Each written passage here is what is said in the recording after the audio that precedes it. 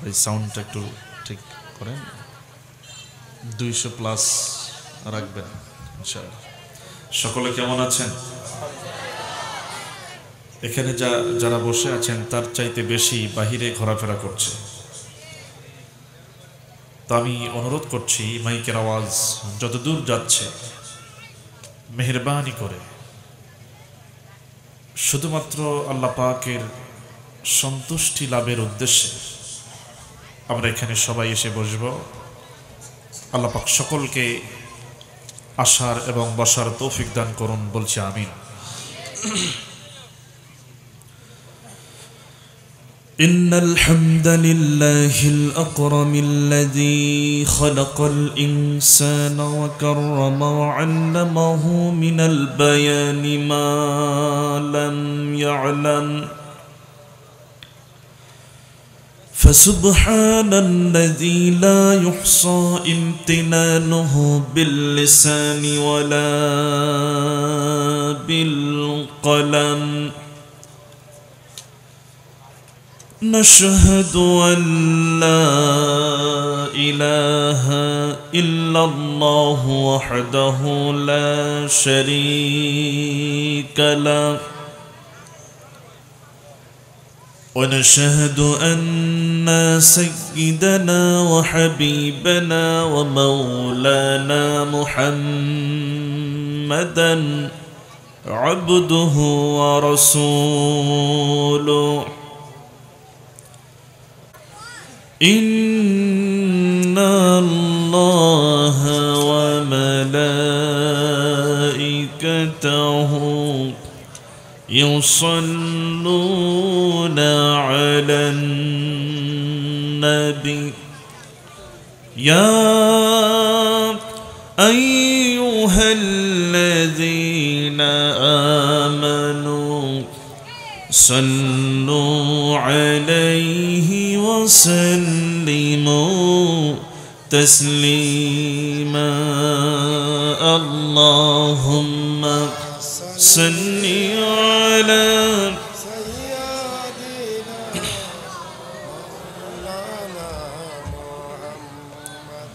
وعلى آل سيدنا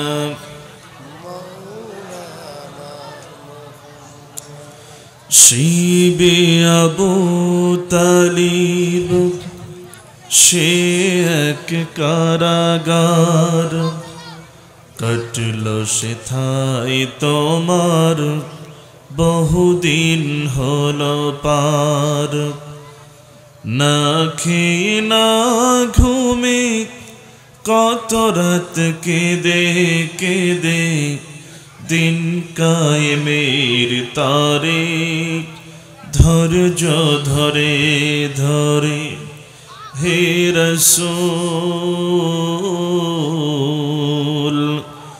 এসে গেল বদর উহুদ খন্দক পরীক্ষা জানমাল দিয়ে পাশ হলো সকল পরীক্ষা অবশেষে হয়ে গেল দিন কায়েমের বিজয় তারিখ রাসূল আমার বলে দিলেন খায়রুল কুরআনি সাল্লু আলাইহি আল্লাহুম্মা আমিন ربنا ظلمنا أنفسنا وإن لم تغفر لنا وترحمنا لنكونن من الخاسرين আল্লাহ তাআলা ঐতিহ্যবাহী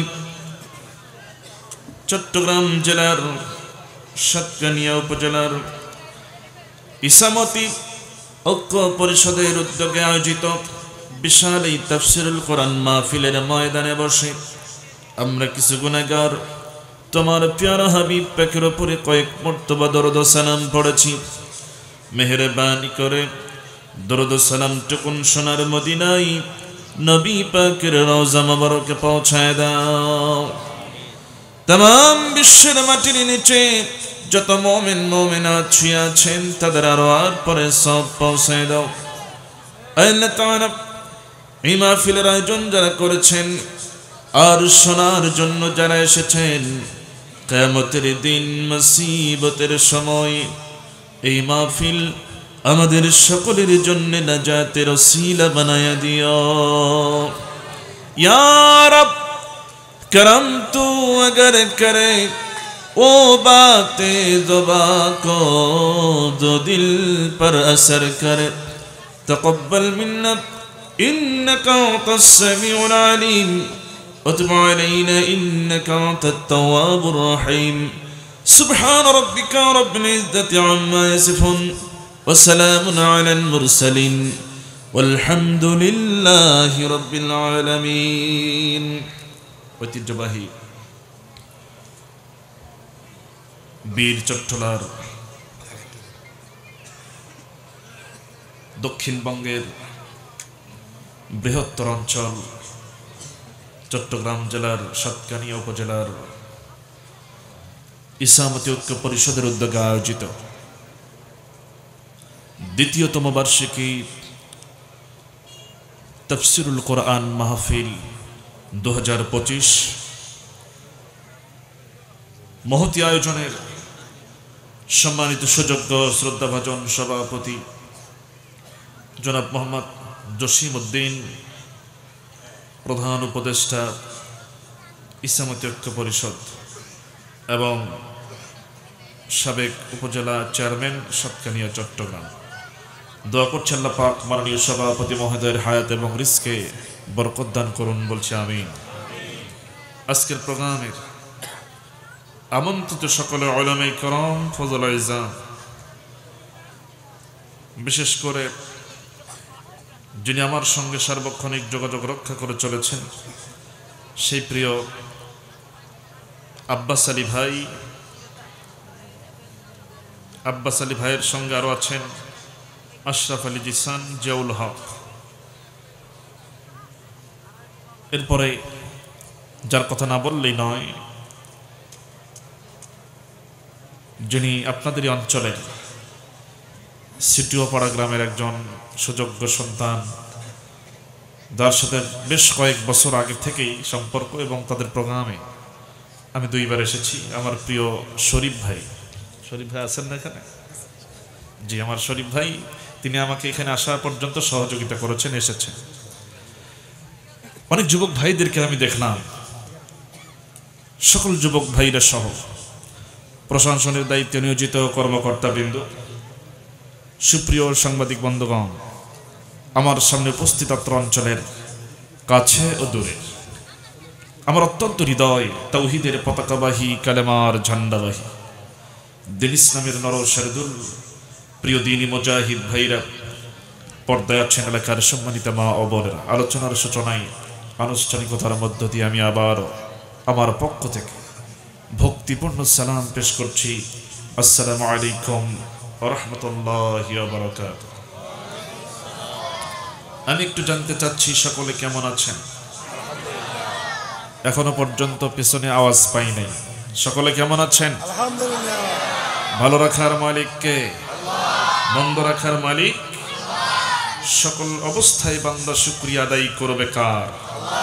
আসুন আগে ওই আল্লাহর শুকরিয়া আদায় করে নেই যে মহান তবরক ও তাআলা আমাকে আপনাকে সারাদিনের কর্মব্যস্ততাকে পাড়ি দিয়ে যে সময় ক্লান্ত শ্রান্ত এই শরীরটাকে বিশ্রাম দেবার জন্য আমরা আরামের বিছানায় যেতাম, ঠিক সেই মুহূর্তে আরামের বিছানাকে মাইনাস করে শুধুমাত্র কোরআনের আকর্ষণে জান্নাতের বাগানে আমরা এসেছি যে মহান তবরক ও তাআলা কবুল করলেন। ওই আল্লাহর জন্য বলছি আলহামদুলিল্লাহ। আরো একটা বার বলছি আলহামদুলিল্লাহ। বিশ্ব নবীজির প্রতি দরুদ ও সালাম পাঠিয়ে দিচ্ছি, বলছি সাল্লাল্লাহু আলাইহি ওয়াসাল্লাম। সম্মানিত হাজিরিন, আমরা এখানে এসেছি শুনবো কার কালাম? বলেন তো কার কালাম? আল্লাহর কালাম শুনতে এসেছি। আমি একটু জানতে চাই, সে আল্লাহর কালাম সবার ঘরে আছে কিনা? কোরআন ঘরে নাই এমন কি কেউ আছেন এখানে? সবার ঘরে কোরআন আছে। পৃথিবীতে যত মুসলমান আছে প্রত্যেকের ঘরেই এ কোরআন আছে, কিন্তু আফসোসের বিষয়টা হচ্ছে এই কোরআনটা ঘরে থাকার পরেও যেন আমার কাছে মনে হয় আমরা আসলে কোরআন থেকে অনেক দূরে সরে গেছি। কথা বলেন ঠিক কিনা? হয়তো বলবেন এটা কেমন কথা হলো, ঘরের ভিতরেই কোরআন আছে, ওই ঘরেই তো আমরা থাকি, তা আবার দূরে হলো কেমন করে? দেখেন প্রমাণটা দিয়ে দিচ্ছি। যদি আমি জিজ্ঞেস করি আজকে ফজরের নামাজ আদায় করার পর সর্বপ্রথমে কোরআন তেলাওয়াত করেছেন, এরপরে দিনের অন্যান্য কাজ শুরু করেছেন, এমন কতজন আছেন? যদি আমি বলি হাত কি বেশি উঠবে না কম উঠবে বলেন তো? এত কম উঠবে যা ভাষায় প্রকাশ করা যাবে। তার মানে বোঝা গেল কোরআন ঘরে আছে ঠিক, কোরআন থেকে আমরা অনেক দূরে আছি। অথচ এই কোরআনে কারীম যখন নাজিল হলো এবং কোরআনকে যারা গ্রহণ করে নিল, সমাজের সবচাইতে শ্রেষ্ঠ মর্যাদাবান ব্যক্তিতে, সম্মানিত ব্যক্তিতে তারা পরিণত হলো। কথা বলেন ঠিক কিনা? সে কোরআন আজও আছে। কিন্তু বলেন তো আজকের পৃথিবীতে এই কোরআন থাকার পরেও মুসলমানেরা আনন্দে আছে না কষ্টে আছে? আমার ভাইরা, এমনটা হওয়ার কথা ছিল না। কবি আফসোস করে বলতেছে, ও ज़माना में मुअज़्ज़ज़ थी मुसलमान होकर, ओ ज़माना में मुअज़्ज़ज़ थी मुसलमान होकर, और तुम कुर्बान हो तारिके कुरआन होकर। সে যুগের মুসলমান কোরআনে কারীমকে মর্যাদা দেওয়ার কারণে, কোরআনে কারীমকে সম্মান করার কারণে, এই কোরআনে কারীমকে নিজেদের জীবনে মেনে নেওয়ার কারণে গোটা পৃথিবীতে তারা সম্মানিত হয়েছিলেন, মর্যাদাবান হয়েছিলেন, গোটা বিশ্বকে তারা শাসন করেছিলেন। সেই কোরআন আজও আছে, সেই মুসলমান আজও আছে। কিন্তু আজকের মুসলিম জাতি এই কোরআনে কারীমকে যথাযথভাবে সম্মান না করার কারণে, যথাযথভাবে এ কোরআনকে মর্যাদা না দেওয়ার কারণে জীবনের প্রত্যেকটি জায়গায়, ব্যক্তি, পরিবার, সমাজ এবং রাষ্ট্র, প্রত্যেকটি ক্ষেত্রে এই কোরআনকে মেনে না নেওয়ার কারণে গোটা পৃথিবীতে মুসলমানেরাই আজ লাঞ্ছিত, অপমানিত হচ্ছে। এ কথা ঠিক না ঠিক? এমনটা তো হওয়ার কথা ছিল না। আমার বন্ধুগণ, আসুন সেই কোরআন থেকে আমরা আলোচনা করব। আমার বিষয় দেওয়া হয়েছে তাকওয়া, আত্মশুদ্ধি এবং নারীদের পর্দা সম্পর্কে। সম্মানিত হাজিরিন, কোরআনটা খুললেই সর্বপ্রথমে যখন আমরা পড়তে শুরু করব সূরা ফাতিহার পরেই দেখবেন এই তাকওয়া সম্পর্কিত একটি শব্দ আমাদের সামনে কিন্তু চলে আসবে। কারণ এই কোরআনটা হচ্ছে সেই কিতাব যার শুরুতে আল্লাহ পাক বলেছেন হুদাল লিল মুত্তাকিন। এটা আছে না নাই বলেন তো শুরুর দিকে? আমার ভাইরা, আসুন আমরা সে কোরআন থেকে নির্ধারিত বিষয়ের উপরে কিছু কথা বলার চেষ্টা করব। আল্লাহ পাক যেন আমাকে আমলের নিয়তে বলার, আপনাকেও যেন আমলের নিয়তে শোনার তৌফিক দান করেন বলছে আমি। আমার সঙ্গে পড়বেন যারা পারেন। শয়তানের ওয়াসওয়াসা থেকে আমরা আল্লাহ পাকের কাছে পানাহ চেয়ে শুরু করছি। সবাই পড়ুন। আউযু বিল্লাহি মিনাশ শাইতানির রাজীম। বিসমিল্লাহির রাহমানির রাহিম। ইয়া আইয়ুহাল্লাযীনা আমানু ইত্তাকুল্লাহা হাক্কা তুকাতিহি ওয়া লা তামুতুন্না ইল্লা وأنتم مسلمون صدق الله العظيم আমার ভাইরা তেলাওয়াতকৃত আয়াত হচ্ছে কোরআন কারীমের সূরা আলে ইমরানের 102 নম্বর আয়াত কোন সূরা বললাম আলে ইমরান ইমরান পরিবারের নামে যে সূরাটি আল্লাহ পাক দিয়েছেন সেখান থেকে 102 নম্বর আয়াতে কারিমা ছোট্ট একটি আয়াত তেলাওয়াত করলাম আমার ভাইরা আসল কথা হচ্ছে যারা আল্লাহ সম্পর্কে সচেতন যারা মুত্তাকি তাদের জন্য এই তাকওয়া অর্জন করা খুব সহজ ব্যাপার আমার ভাইরা আমি একটু জানতে চাই এই তাকওয়া আমাদের সকলের জন্য অর্জন করার দরকার আছে না আল্লাহ পাক কত জায়গায় বলেছেন রমজানের ব্যাপারেও বলছেন যে সেখানে লাআল্লাকুম তাত্তাকুন শব্দ ব্যবহার করেছেন এরপরে এরকম বিভিন্ন জায়গাতে তাকওয়া ইত্তাকু মুত্তাকিন এরকম ভাবে বিভিন্ন জায়গায় শব্দগুলো ব্যবহার করেছেন আমার বন্ধুগণ আল্লাহ রাব্বুল আলামিন এই জন্য এই তাকওয়ার কথা বলেছেন যাতে করে বান্দা একজন খাঁটি গোলাম হিসেবে আল্লাহর কাছে নিজেকে তুলে ধরতে পারে এবং যেই বান্দা সত্যিকারে তাকওয়াবান হয়ে আল্লাহর কাছে নিজেকে উপস্থাপন করতে পারবে এই বান্দা কখনোই কোনো গুনাহের কাজে কখনো লিপ্ত হতে পারে না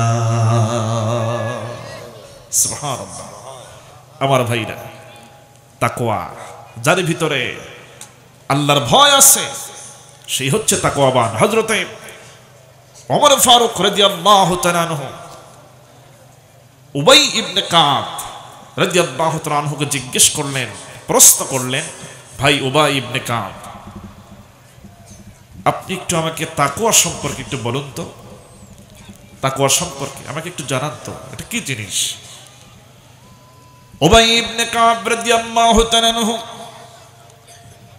যখন তিনি শুনতে পেলেন হযরত ওমর রাদিয়াল্লাহু তাআলা আনহু তাকওয়া সম্পর্কে জানতে চাইলেন তখন তিনি বললেন ভাই ওমর আপনি কি কখনো এরকম কোন নির্জন কাঁটাযুক্ত লতাপাতা কাঁটাযুক্ত বৃক্ষরাজির ভিতর দিয়ে সরু চিকন রাস্তা এমন কোন রাস্তায় আপনি কখনো চলেছেন নাকি আপনি কখনো গিয়েছেন নাকি হযরত ওমর বলেন উবাই ইবনে কাব হ্যাঁ আমি তো গিয়েছি সেখান দিয়ে এবার তিনি বলতেছেন তাহলে আপনি সেই চিকন সরু রাস্তা দিয়ে কাঁটাযুক্ত লতা পাতা দুই পাশে ঘেরা এর ভিতর দিয়ে আপনি যাওয়ার সময় কেমন করে গিয়েছেন হযরত ওমর ফারুক রাদিয়াল্লাহু তাআলা আনহু বলতেছেন আমি তখন আমার কাপড় চোপড়গুলো এমন ভাবে সুন্দর করে গুছিয়ে একেবারে আঁটো করে নিয়ে আমি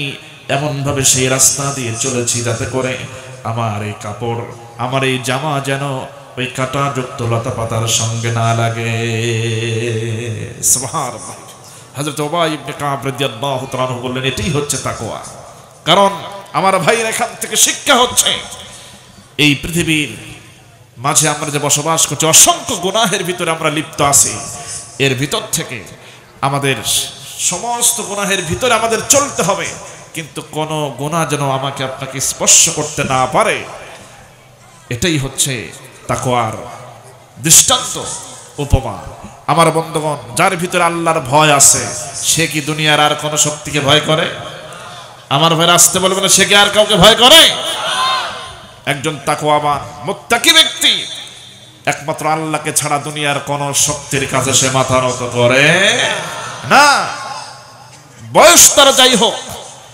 বয়স যদি 80 বছর হয় তার ভিতরে যে তাকওয়া পয়দা হবে এমনটা নয় বয়স যদি 15 বছর 20 বছর 25 বছরের ভরা যুবক হয় তার ভিতরেও এই আল্লাহর ভয় আসতে পারে কিনা বলেন তো আসতে পারে কিনা এবং আল্লাহর ভয় যখন তার ভিতরে আসে সে তখন প্রকৃত মুমিন হিসেবে তার সামনে কোনো অন্যায় অপরাধ ঘটুক কোনো জুলুম তার সামনে হক, এইটা কিন্তু সেই তাকওয়াবান বান্দা কিন্তু কখনো বরদাস্ত করতে পারে না।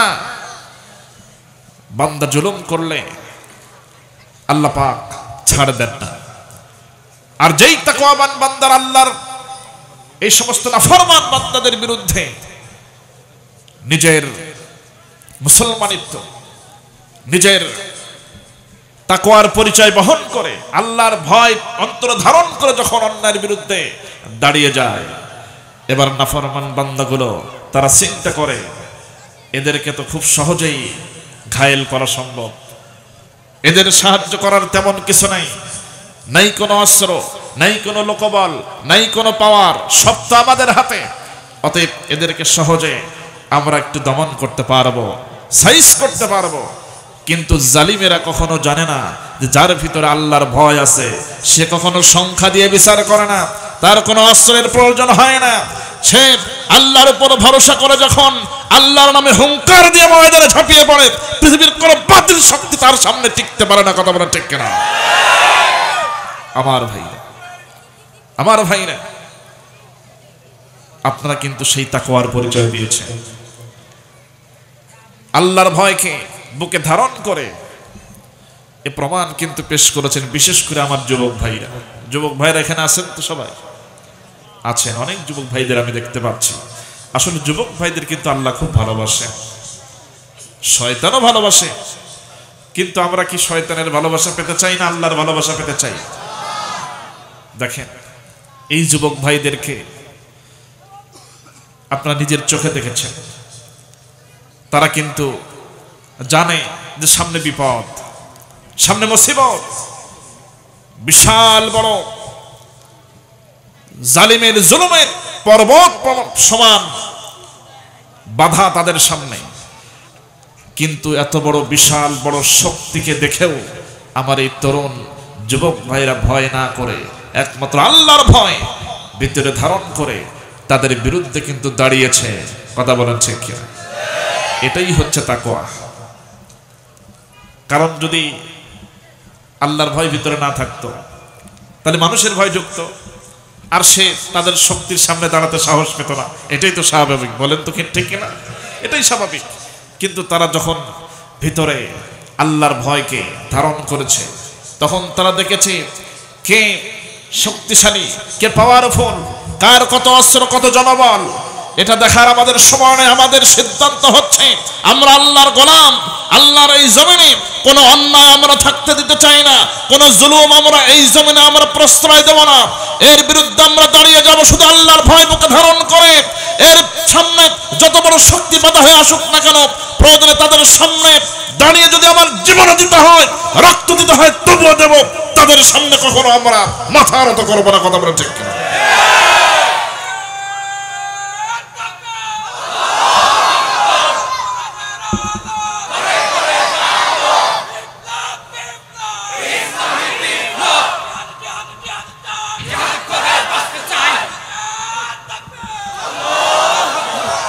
সাহস নিয়ে দাঁড়িয়েছ তাই মুক্ত হয়েছে জমিন, সাহস করে তুমি দাঁড়ালে আর একবার কায়েম হয়ে যাবে দিন।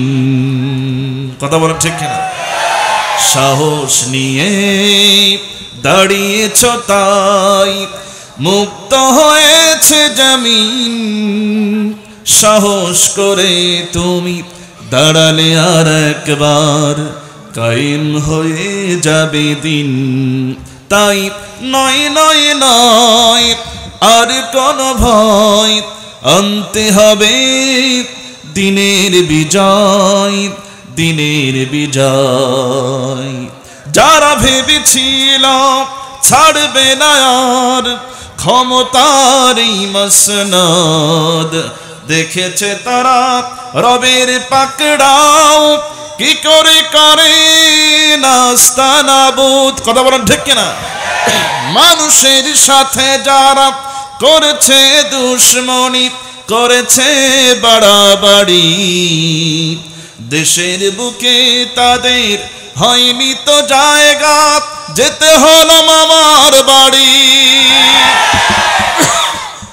আমার ভাইরা, একথা কি ঠিক না ব্যাঠি? মানুষের সাথে যারা করেছে দুশ্মনী, করেছে বাড়াবাড়ি, দেশের বুকে তাদের হয়নি তো জায়গা, যেতে হলো স্বামীর বাড়ি। তাই নয় নয় নয় আর কোনো ভয়, আনতে হবে দিনের বিজয়, কোরআনের বিজয়। কথা বলেন ঠিক কি? আল্লাহ কবুল করুন বলছে আমি।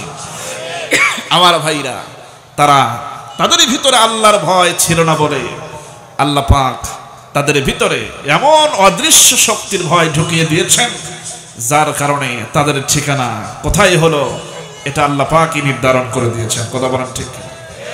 আমার বন্ধুগণ, এজন্য কোন মুমিন বান্দা আল্লাহ ছাড়া অন্য কাউকে ভয় করতে পারে না, কারণ সে জানে আল্লাহ রব্বুল আলামিন আমার সঙ্গে আছেন। আমি শুধু আল্লাহকে ভয় করব। আল্লাহ অর্ডার করেছেন ইত্তাকুল্লাহ, আল্লাহকে ভয় করো, আল্লাহ নিজেই অর্ডার করেছেন।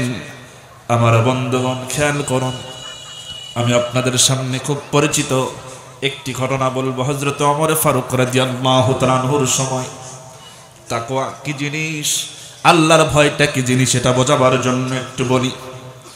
ওমর ফারুক রাদিয়াল্লাহু তাআলা আনহু গভীর রজনীতে যখন তিনি লোকালয়ে বের হতেন, গভীর রজনীতে বের হয়ে তিনি দেখতে চান কে কোন অবস্থায় দিনাতিপাত করে, রাত্রি যাপন করে, কার কোন হালত। হঠাৎ করে তিনি দেখতে পেলেন একটা ঘরের ভিতরে আলো দেখতে পাওয়া যায়। তার কাছে গেলেন, কানটা পাতলেন, এবার তিনি শুনতে পেলেন ভেতর থেকে দুইজন মহিলা নারীর কণ্ঠ বের হচ্ছে। দুইজন নারী, একটা হলো যুবতী কণ্ঠ, আরেকটা হলো বয়স্ক কণ্ঠ, দুইজন। তিনি বোঝার চেষ্টা করলেন, দেখি কি এখান থেকে শোনা যায়। ভেতর থেকে যেই বৃদ্ধা নারীর কণ্ঠ ভেসে আসতেছে, তিনি বলতেছেন, ও মা, আমার কন্যা, এই তো দুগ্ধ দহন করে আনলাম, এই দুধের ভিতরে পানি মিশায়া দাও। যদি তুমি পানি মিশায়া দিতে পারো, দুধের পরিমাণ আরো বেড়ে যাবে, আমরা বাজারে নিয়ে বিক্রি করব, অর্থ আমাদের নির্ধারিত মূল্যের চাইতে আরো বেশি অর্থ আমরা পাবো। এবার এই কন্যা বলতেছে, মা, এমন কথা কেন বলছো? তোমার মাথা কি ঠিক আছে নাকি? তুমি কি জানো এটা হলো হযরত ওমরের শাসনামল। ওমর যদি একটাবার টের পেয়ে যায়, তাহলে কিন্তু কঠিন শাস্তির বিধান আছে। আল্লাহর বিধান দিয়ে সে কিন্তু বিচার ফয়সালা করবে। আর তুমি এমন কথা আমাকে বলবে না, এই কাজ করা উচিত হবে না। মা বলতেছে, সন্তানেরে আমার, শুনে রাখো, আমার মেয়ে, আমার কন্যা, এটা তো এখন রাত প্রায় শেষ হতে চলেছে, একটু পরেই সকাল হয়ে যাবে। ওমর কোথা থেকে আসবে? ওমর তো এখন টের পাবে না, সে তো রাজপ্রাসাদে। এবার এই কন্যার জবাবটা খেয়াল করেন। যুবতী কন্যা বলতেছে, মা, বুঝলাম ওমরের প্রশাসন, ওমর টের পাবে না ঠিক, কিন্তু ওমরের যেই রব, তোমার যেই রব, আমার যেই রব, রব্বুল আলামিন, তিনি তো ঠিকই টের পাবেন। তার চোখে তো কখনো ফাঁকি দেওয়া সম্ভব নয়। তিনি তো ঠিকই দেখছেন, সব তার দৃষ্টির সামনে দৃশ্যমান, তার চোখ কেমনে ফাঁকি দিবা? বলেন তো, এখানে এই যুবতী কন্যার ভিতরে কার ভয় কাজ করেছে? কার ভয়? আল্লাহর ভয়। এটাই হচ্ছে তাকওয়ার অন্যতম একটা দৃষ্টান্ত। এটা বললাম স্বাভাবিক একটি ঘটনা। এবার আসুন আরেকটি ঘটনা বলবো, যে ঘটনা শুনলে আমার আপনার ঈমান জজবা আরো বেড়ে যাবে। কারণ আল্লাহর ভয়, আল্লাহর প্রতি ঈমান আনলেই তো আল্লাহর প্রতি মর্যাদা, সম্মান বেড়ে যায়। তাকে ভয় আমার অন্তরে স্থান পেয়ে যায়। দুনিয়ার কোনো সম্পর্ক, কোনো শক্তি, কোনো কিছু আমার সামনে টেকে না। কারণ ওহদের ময়দান বলেন, বদরের প্রান্তর বলেন, খন্দক বলেন,